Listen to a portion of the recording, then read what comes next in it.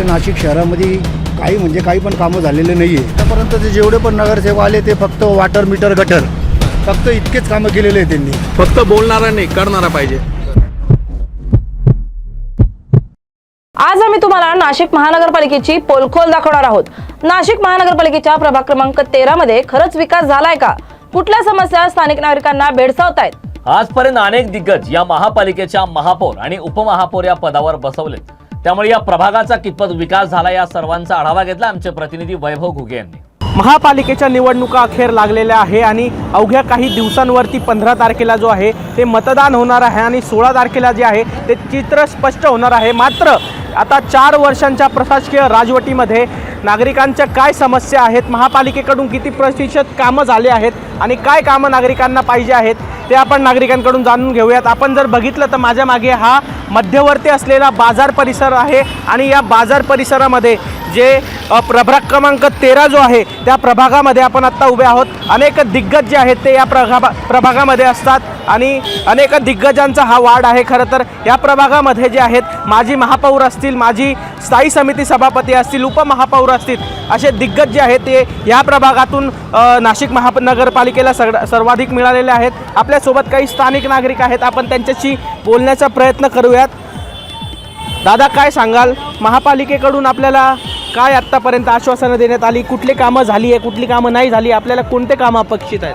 पहिली गोष्ट म्हणजे जे आता 2026मध्ये जे नाशिक महानगरपालिकेचे निवडणुका लागलेले त्यात जातपात पक्ष न पाहता सगळ्यांनी आपला मतदानाचा हक्क बजवावा. तो कुठल्या पण पक्षाचा असो, BJP असो, शिवसेना असो, काँग्रेस असो, राष्ट्रवादी असो, त्यांनी जातपात धर्म न बघता त्यांनी आपले मत द्यावे आणि विकासाच्या मुद्द्यावर सगळ्यांनी मतं करावे. आपला जो हा प्रभाग आहे या प्रभागातून अनेक दिग्गज जे आहेत ते महापालिकेला मिळालेले आहेत. माजी महापौर असतील, त्यानंतर स्थायी समिती सभापती असतील, उपमहापौर असतील, त्यांचा हा वार्ड आहे.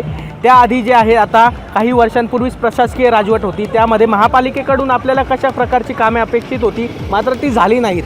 मेन म्हणजे वाहतूक सुरळीत पाहिजे. दुसरी म्हणजे जसं महिलांचं संरक्षण पाहिजे.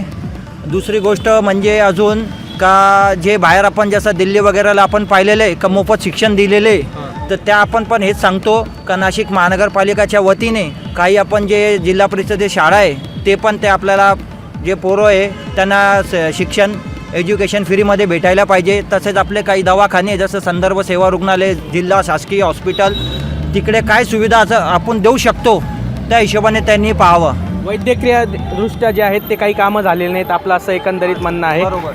दादा, आपण काय सांगाल, कशा प्रकारचं आपण या प्रभागातले आहात, आपल्याकडून काय अपेक्षित आहेत, काय नेमकं आपण प्रशासनाकडून अपेक्षित करतो? आणि आम्हाला तर असं वाटतंय का आतापर्यंत आपल्या नाशिक शहरामध्ये काही म्हणजे काही पण कामं झालेले नाही आहे. फक्त लोक येता आश्वासनं देता.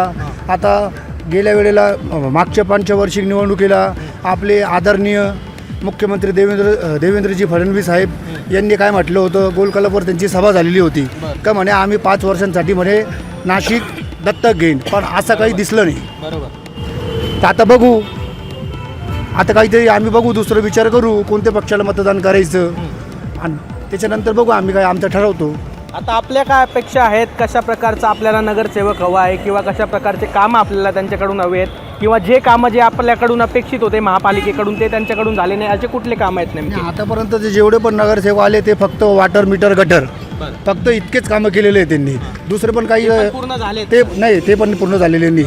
आता आम्हाला असं वाटतंय का जसं भाऊनी सांगितलं, नवीन भाऊनी, का महिला सुरक्षित पाहिजेत, आपल्या वार्डामध्ये साफसफाई पाहिजेत, हॉस्पिटलचे कामं आहे ते हॉस्पिटल पण एकदम. आता इथं समोर संदर्भ हॉस्पिटल आहे, तिथं एखादा पेशंट आला तर तिथं मशिनरी पण नाही आहे. पण काही काही गोष्टी आहे ना अशी पण आहे ना आतापर्यंत काही झालेली नाही आपल्या नाशिक शहरात.